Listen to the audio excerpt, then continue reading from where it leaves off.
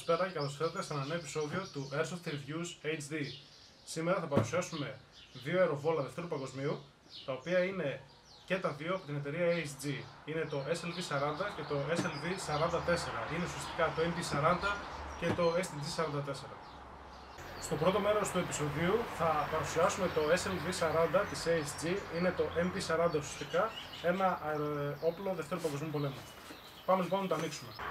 Πάμε λοιπόν να ανοίξουμε το ASG SLV40, το MP40 είναι replica Airsoft.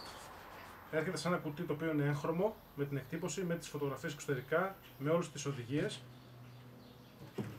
Μέσα υπάρχει το εγχειρίδιο του αεροβόλου, επίσης έγχρωμο με όλες τις οδηγίες για το πώς μπορούμε να στήσουμε και να χρησιμοποιήσουμε το αεροβόλο. Και εσωτερικά βλέπουμε όλο το περιεχόμενο της συσκευασίας, το αεροβόλο, τη γεμιστήρα, ένα ταχυγεμιστήρα, μπαταρία και φορτιστή.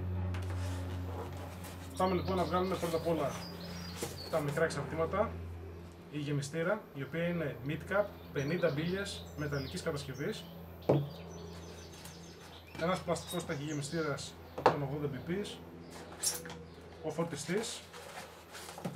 Η μπαταρία πρώτα απ' όλα, η οποία είναι μια 8,4V 1100 mAh.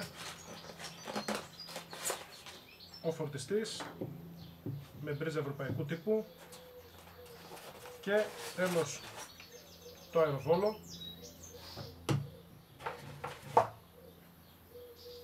το stick για τον καθαρισμό της κάνης και αυτά. Πάμε λοιπόν να δούμε τα εξαρτήματα ένα-ένα. Αυτό λοιπόν είναι το ASG SLV40, είναι το MP40 του Δευτέρου Παγκοσμίου Πολέμου, ένα υποπολιβόλο 9 χιλιοστών. Είναι ένα πολύ ελαφρύ αεροβόλο Airsoft, καθώς το βάρος του δεν ξεπερνά τα 3 κιλά. Να πούμε ότι είναι εξ ολοκλήρου κατασκευασμένο από μέταλλο, εκτός από το grip το οποίο είναι πλαστικό. Με κλειστό το κοντάκι, γιατί έχει πτυσσόμενο κοντάκι, είναι 62,5 εκατοστά, ενώ αν ανοίξουμε το κοντάκι, το μήκος του φτάνει τα 85 εκατοστά. Λίγα λόγια για το αεροβόλο εξωτερικά και μετά να πούμε μερικά για τα εσωτερικά του χαρακτηριστικά. Να πούμε ότι έχει μια πάρα πολύ κοντή κάνη, καθώς είναι ένα SMG και είναι κατάλληλο για CQB παιχνίδια.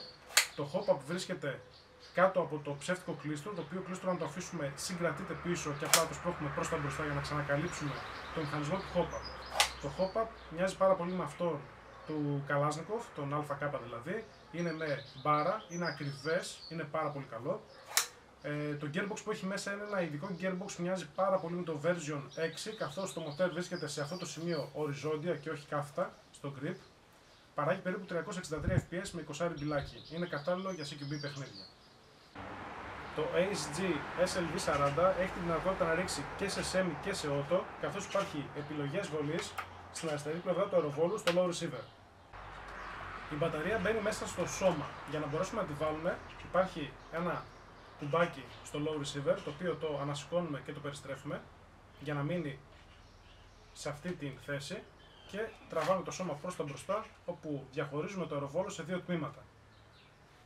Πριν σας δείξω το low receiver, θα σας δείξω λίγο στο upper receiver το μηχανισμό του hop-up, που μοιάζει πάρα πολύ με αυτόν του Kalashnikov, τον ΑΚ47. Βλέπετε ότι έχει μια μπαρίτσα μικρή, την οποία μπορούμε να ρυθμίσουμε την τάση πάνω στο λαστιχάκι του hop-up. Εξαιρετικά ακριβές, μπορούμε να κάνουμε μικρορυθμίσεις και φαίνεται και σταθερό στους κραδασμούς για να μην αλλάζει κατά τη διάρκεια του παιχνιδιού. Πάμε τώρα στο low receiver, όπου βλέπουμε ότι υπάρχει το gearbox, μοιάζει πάρα πολύ με version 3 στο επάνω μέρος. Παρ' όλα αυτά, το μοτέρ όπως βλέπουμε βρίσκεται οριζόντια στο πίσω μέρος. Μοιάζει πάρα πολύ με το version 6 gearbox, αλλά δεν είναι version 6. Να πούμε ότι έχει, όπως βλέπουμε, μεταλλικά εξαρτήματα εσωτερικά, τον κύλινδρο, τα γρανάζια. Τα υπόλοιπα είναι πλαστικά απλά εξαρτήματα που βρίσκουμε στα περισσότερα αεροβόλα φθηνής σειράς. Πάνω υπάρχει και η ειδική σχάρα που αγκαλιάζει το gearbox shell προκειμένου να το κρατάει πιο στιβαρό, καθώς όπως βλέπουμε στο πίσω μέρος δεν υπάρχει βίδα, οπότε πρέπει να συγκρατείται με κάποιο τρόπο σταθερά.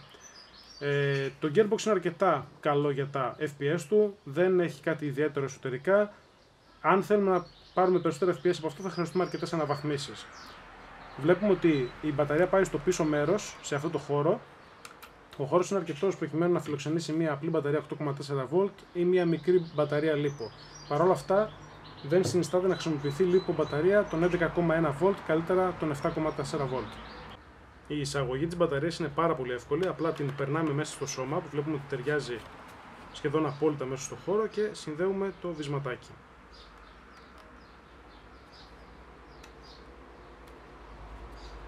Προσέχουμε πάρα πολύ τα καλώδια όπως θα περάσουμε το upper receiver ξανά να μην τα φθείρουμε.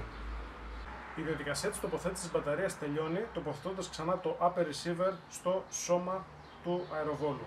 Προσπαθούμε να είναι όσο πιο ευθύγραμμα γίνεται το upper receiver με το low receiver. Και αφού τοποθετήσουμε και έχει μπει κανονικά όλο το upper receiver στο low receiver, ξαναπεριστρέφουμε την ροδέλα μέχρι αυτή να κάτσει κάτω και να κλειδώσει το upper receiver. Η γεμιστήρα όπως αναφέραμε είναι μεταλλική, mid-cap με 50 μπίλιες, κουμπώνει στο αεροβόλο εύκολα, δεν υπάρχει τζόγος, αλλά για να τη βγάλουμε υπάρχει μια αρκετή αντίσταση καθώς υπάρχει τριβή μέσα στην θαλάμη με τη γεμιστήρα. Στο SLV40 να πούμε ότι η ασφάλεια είναι ηλεκτρική, είναι ένα διακοπτάκι στο κάτω μέρος της πιστολοειδής λαβής που ουσιαστικά κόβει το ρεύμα στο κύκλωμα για να μην ρίχνει. Πάμε λοιπόν να δοκιμάσουμε πώς ρίχνει το SLV40 της ASG.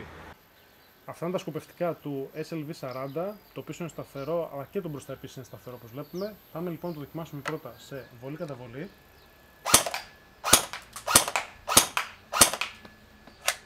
Να αρχίσω λίγο το hop-up.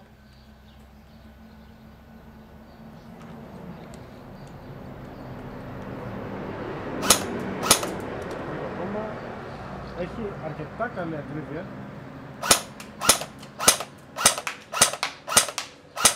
Η απόκρουση κανδάλης είναι καλή. Να πούμε και ότι η μπαταρία είναι ελάχιστα φορτισμένη. Πάμε να το δοκιμάσουμε και σε ρηπή. Όπως βλέπουμε η μπαταρία έχει πέσει ήδη. Παρ' όλα αυτά είναι ένα πάρα πολύ καλό αεροβόλο. Ρίχνει αρκετά καλά κατευθείαν από το εργοστάσιο και δεν χρειάζεται ιδιαίτερη αναβάθμιση αν πρόκειται να χρησιμοποιηθεί για CQB παιχνίδια. Αυτό λοιπόν ήταν το SLV40 της ASG. Θα το βρείτε στην ευρωπαϊκή αγορά σε τιμές που κυμαίνονται από 180 έως 200 ευρώ και πρόκειται για την έκδοση Sportline. Αυτά λοιπόν από αυτό το επεισόδιο. Ακολουθεί το επόμενο επεισόδιο, το οποίο θα παρουσιάσουμε το STG44, γνωστό και ως SLV44 της ίδιας μάρκας ASG. Ευχαριστούμε που μας παρακολουθήσατε.